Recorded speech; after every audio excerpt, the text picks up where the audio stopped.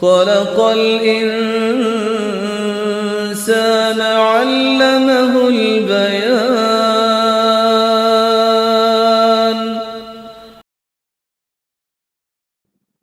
نحمده ونصلي على رسوله الكريم، أما بعد، فأعوذ بالله من الشيطان الرجيم.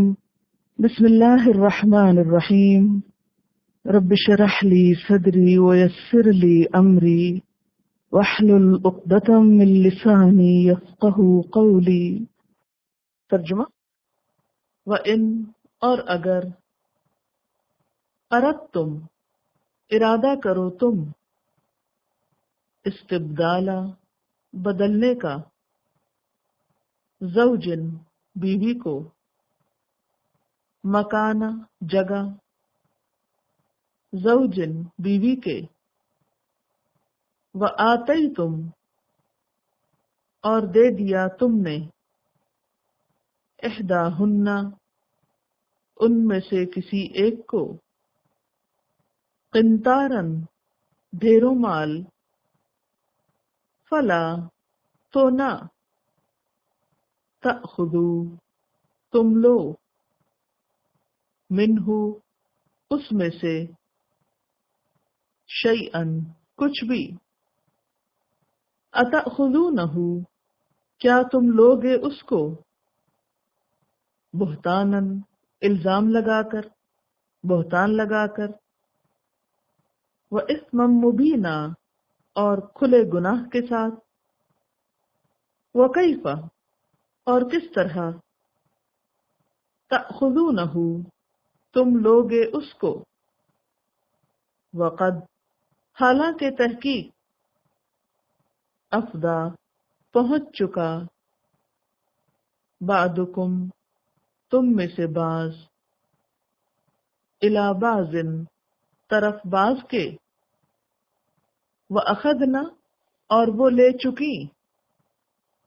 منکم تم سے میثاقاً عہد غلیظاً پختہ وَلَا تَنْكِحُوا اور نہ تم نکاح کرو ما جس سے نہ کہا نکاح کر چکے آباؤکم تمہارے باپ من النساء عورتوں میں سے الا مگر ما جو قد تحقیق سلفا گزر چکا انہو بے شک وہ کانا ہے فاحشتاً بے حیائی کا کام ومقتا اور دشمنی کا سبب وساء اور بہت برا سبیلا راستہ حرمت حرام کر دی گئیں علیکم تم پر امہاتکم تمہاری مائیں وبناتکم اور تمہاری بیٹیاں واخواتکم اور تمہاری بہنیں وعماتکم اور تمہاری پھپھیاں وخالاتکم اور تمہاری خالائیں وبنات اور بیٹیاں الاخی بھائی کی وبنات اور بیٹیاں الاختی بہن کی وامہاتکم اور مائیں تمہاری اللاتی جنہوں نے ارضعنکم دودھ پلایا تم کو واخواتکم اور بہنیں تمہاری من الرضاعۃ رضاعت سے وامہات اور مائیں نسائکم تمہاری بیویوں کی وربائبکم اور تمہاری بیویوں کی بیٹیاں اللاتی وہ جو فی حجورکم تمہاری گودوں میں ہیں، من نسائکم تمہاری بیویوں میں سے، اللاتی وہ جو،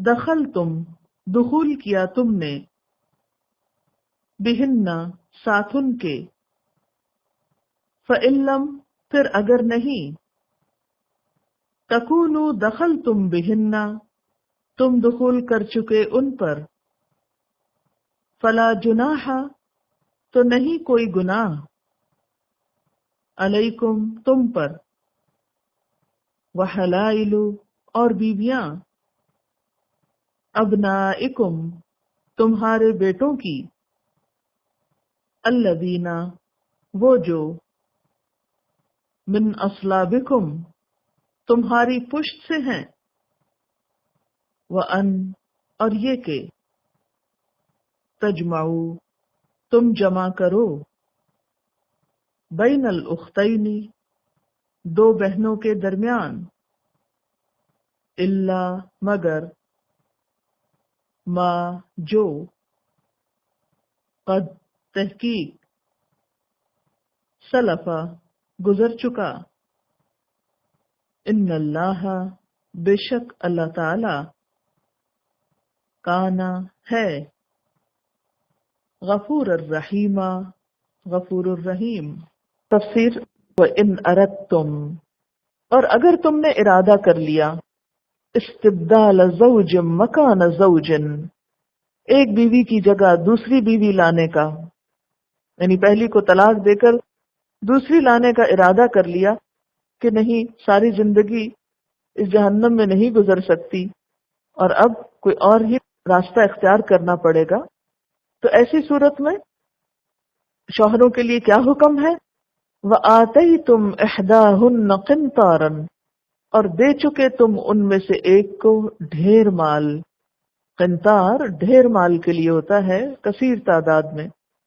وزن تو اس کا گھٹتا بڑھتا رہتا ہے حالات کے مطابق، لیکن جیسے اردو میں ہم کہتے ہیں نا منو مال، ڈھیروں مال، مال کثیر، فلا تأخذوا منہ شیئا تو تم اس میں سے کوئی چیز بھی نہیں لے سکتے، کچھ بھی واپس نہیں لے سکتے، چھوٹی سی چیز بھی اس میں سے لوٹا نہیں سکتے۔ یعنی بیوی نہیں پسند، طلاق دینا چاہتے ہو دے دو، لیکن اس کو دیا ہوا مہر یا تحفہ واپس نہ لوگے، کیونکہ تحفہ دے کر واپس لینا ایسا ہے جیسے کتے کا قے کر کے چاٹ لینا۔ یہ بخاری کی روایت کا مفہوم ہے۔ فلا تأخذوا منہ شیئا اس میں سے کچھ بھی واپس نہ لو۔ اتأخذونہ بہتانا کیا تم بہتان لگا کر واپس لوگے؟ واسما مبینا اور کھلا گناہ کر کے۔ بہتان کہتے ہیں ایسا الزام جسے سن کر کوئی شخص حیران ہو جائے، مبہوت ہو جائے۔ بہتان کا روٹ کیا ہے؟ بے ہے تے بہتا، یعنی ایسا الزام کہ جسے سن کر آنکھیں کھلی کی کھلی رہ جائیں، جس کا کوئی تصور بھی نہ کر سکے۔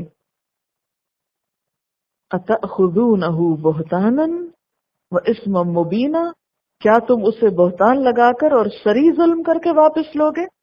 کیونکہ ایک صورت ہے نا واپس لینے کی کہ اگر بیوی بدکاری کا ارتکاب کرے تو پھر شوہر واپس لے سکتا ہے، تو فرمایا کہ کیا پھر اس طریقے سے تم واپس لوگے؟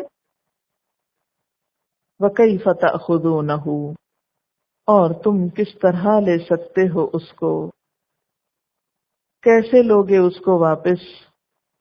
وَقَدْ أَفْضَى بَعْضُكُمْ إِلَى بَعْضٍ جبکہ تم ایک دوسرے سے لطف اندوز ہو چکے ہو۔ وَأَخَذْنَ مِنْكُمْ مِيثَاقًا غَلِيظًا اور وہ تم سے پختہ عہد لے چکی ہیں، یعنی اچھے دن بھی تم نے گزارے اور ایک دوسرے سے فائدہ اٹھایا تم نے، اور اب جب دل بھر گیا تو تم اسے نکال باہر پھینکنا چاہتے ہو اور مال بھی واپس لینا چاہتے ہو، تو یہ کوئی شرافت کی بات نہیں۔ افدا کا لفظ جو ہے فدا بھی اسی سے ہے، وسیع جگہ کو کہتے ہیں۔ اس کا معنی ہوتا ہے کسی کو اپنی دسترس میں لے لینا۔ اور افدا کا معنی ہوتا ہے مرد اور عورت کا تنہائی میں ملنا، دوسرے کے سامنے اپنے سارے بھید بے نقاب کر دینا، یعنی شوہر اور بیوی کے خاص تعلق کی طرف اشارہ ہے۔ وَأَخَذْنَ مِنْكُمْ مِيثَاقًا غَلِيظًا، اور وہ تم سے پکا وعدہ لے چکی۔ غلیظ کا کیا معنی ہوتا ہے؟ عربی میں غلیظ کہتے ہیں سخت کو، غلیظ القلب پیچھے آپ پڑ چکے ہیں، شدید۔ تو یہاں پکا وعدہ مراد ہے، اور اس سے مراد کون سا وعدہ؟ جو نکاح کے وقت عہد لیا گیا تھا کہ تم اسے اچھے طریقے سے آباد کرو گے یا احسان کے ساتھ چھوڑو گے، کیونکہ نکاح کیا ہی اسی لیے جاتا ہے۔ اور خصوصاً آپ دیکھیں کہ رشتہ لیتے وقت لوگ کیسی کیسی باتیں کرتے ہیں نا۔ چلے رشتہ کو چھوڑیں، جب رخصتی ہو رہی ہوتی ہے اس وقت ڈائلاگ سنے کبھی آپ نے لوگوں کے کہ اس کو پھولوں کی طرح رکھیں گے، اور بعد میں پھر جیسے ذلیل کرتے ہیں وہ بھی آپ سب دیکھتے ہیں۔ بہرحال یہاں پر فرمایا کہ وَأَخَذْنَ مِنْكُمْ مِيثَاقًا غَلِيظًا، اس پکے عہد عقد نکاح کے اوپر بھروسہ کر کے ہی جس پر اللہ اور بندوں کو گواہ بنایا گیا تھا، اس عہد پر اعتماد کر کے ہی تو وہ تمہارے گھر آئی تھی۔ اب تم ایسے ہی نکال دو گے ان کو، سب کچھ ان کا لے کر، ان سے فائدہ بھی اٹھا لیا اور ان کو دیا ہوا مال بھی لے لیا، اور ان پر الزام لگا کر ان کو باہر دھتکار دیا۔ تو یہ سب کچھ اسلامیت اور انسانیت کے خلاف ہے۔ یہ کسی نے لکھا ہے کہ جو عورتوں پر ظلم اور زیادتیاں ہوتی ہیں، زیور سے لے کر ہر چیز چھین لی جاتی ہے، جہیز کی صورت میں انہیں سامان مل گیا، پیسہ زیور سب کچھ مل گیا، اور بیوی کی شکل میں نوکرانی مل گئی، شوہر سمیت ساس نند کون سا ظلم ہے جو نہیں کرتی، پھر وہ کس طرح نکل کر عدالت تک پہنچتی ہے۔ تو شوہر صاحب قرآن مجید پر ہاتھ رکھ کر بار بار بولتے ہیں کہ یہ تو ایک تنکا بھی نہیں لائی، قسمیں کھاتے ہیں، دل خون کے آنسو روتا ہے کہ یا اللہ آپ کہاں ہیں، اب تو آ جائیں۔ ایک طرف اس کو برباد کر دیتے ہیں، دوسری طرف سب کچھ چھین لیتے ہیں۔ اس کی قسمت میں کیا آتا ہے؟ صرف عدالت کے چکر، لوگوں کے تانے۔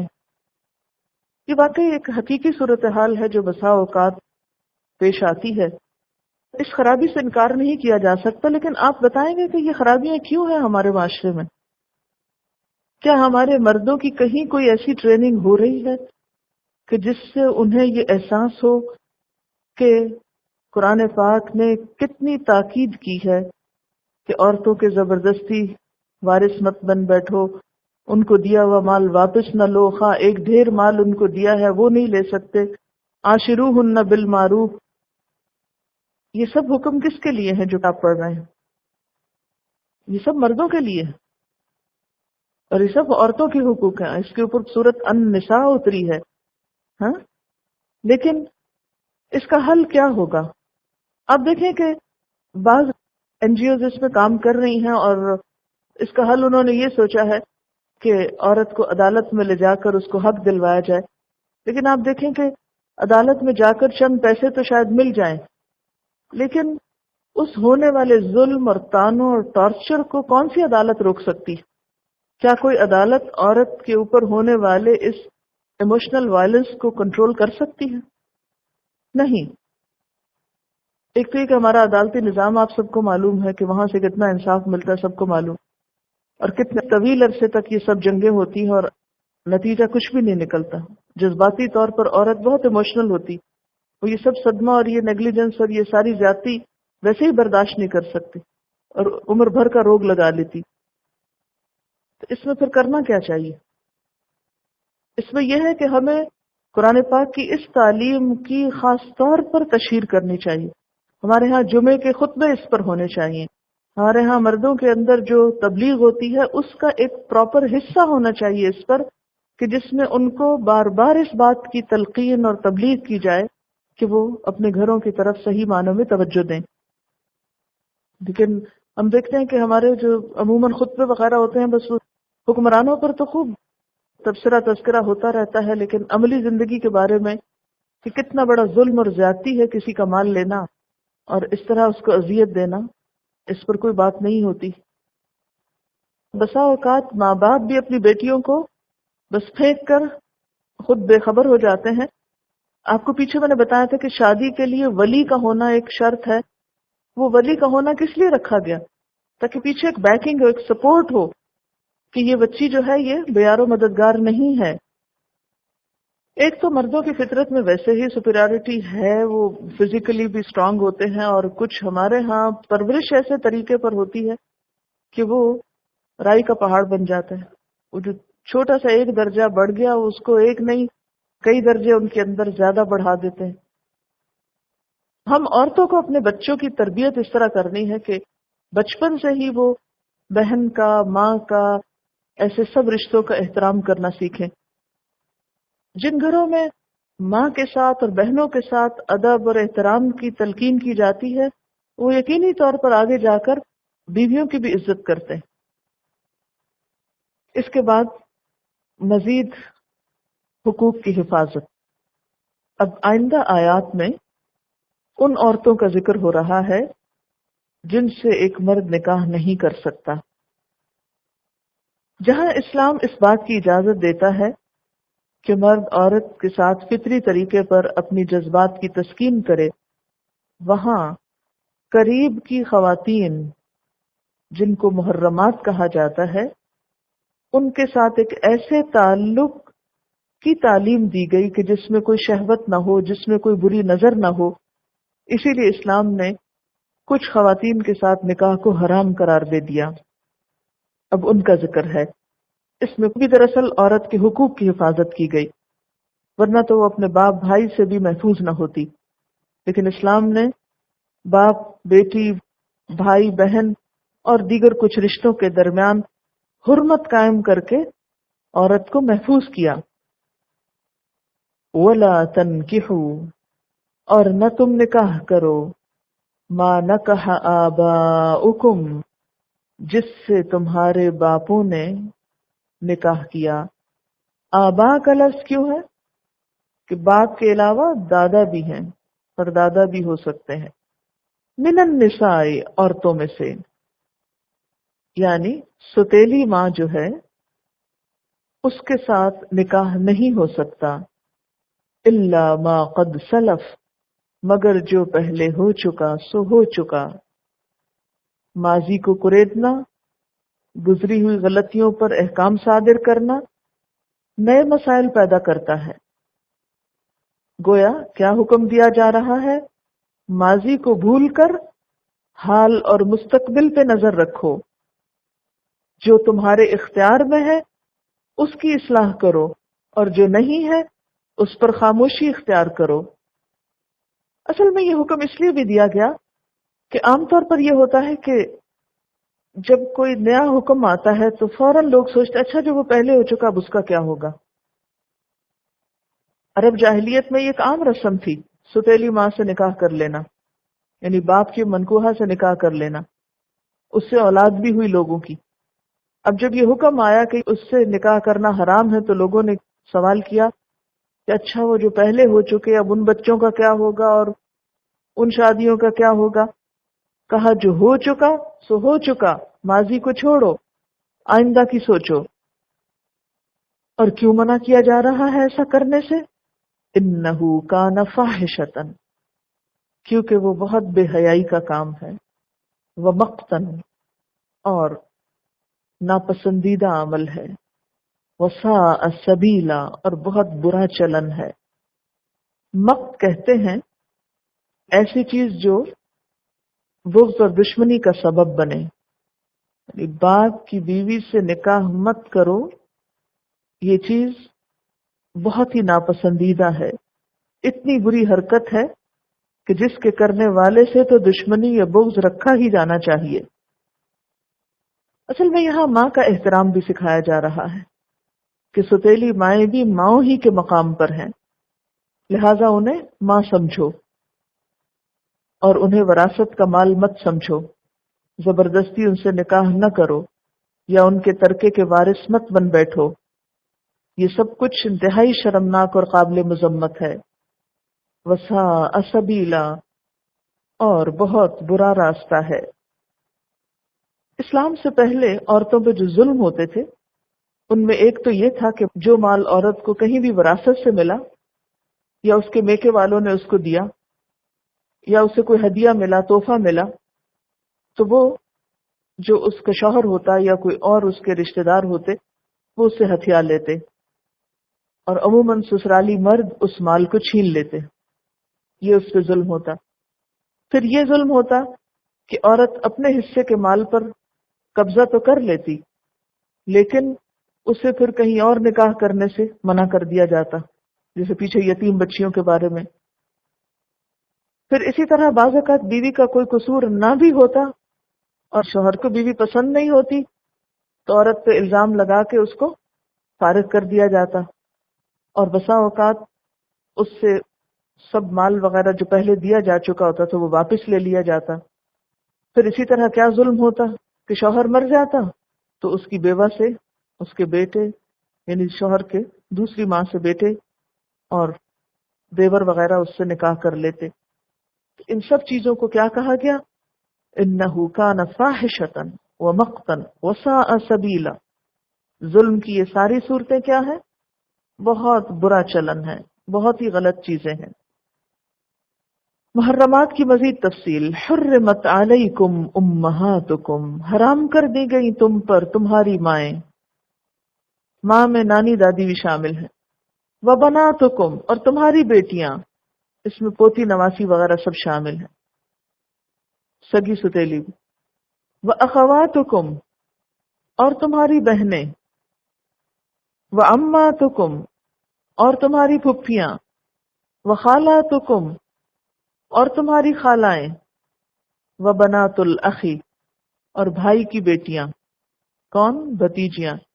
وبنات الاختی، اور بہن کی بیٹیاں یعنی بھانجیاں. وامہاتکم، اور تمہاری وہ مائیں.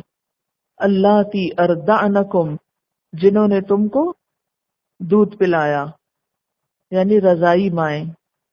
واخواتکم، اور تمہاری بہنیں. من الرضاعتی، دودھ سے یعنی دودھ شریک بہنیں. دودھ شریک بہن کون ہوتی ہے؟ کہ جس کے ساتھ مل کر تم نے ایک عورت کا دودھ پیا، جس بچی کے ساتھ تم ایک عورت کے دودھ میں شریک ہوئے. وامہات نسائکم، اور تمہاری بیویوں کی مائیں کون ہوئی؟ ساسیں. وربائبکم، اور بیٹیاں تمہاری بیویوں کی. ربائب جو ہے ربیبہ سے ہے. ربیبہ رے بے سے ہے. رب یعنی زیر تربیت لڑکیاں، عورت کے پچھلے شوہر سے بیٹی جو دوسرے شوہر کی پرورش میں ہو.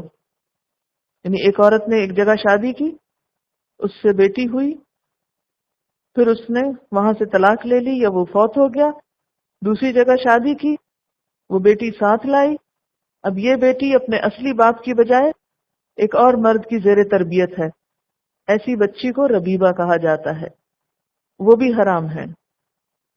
اللاتی فی حجورکم، وہ جو تمہاری گودوں میں ہیں یعنی تمہارے گھر میں ہیں. من نسائکم، تمہاری بیویوں میں سے. اللاتی، وہ بیویاں جو دخل تم بہن، جن سے تم نے دخول کیا یعنی جن سے تمہارا ازدواجی تعلق قائم ہو گیا.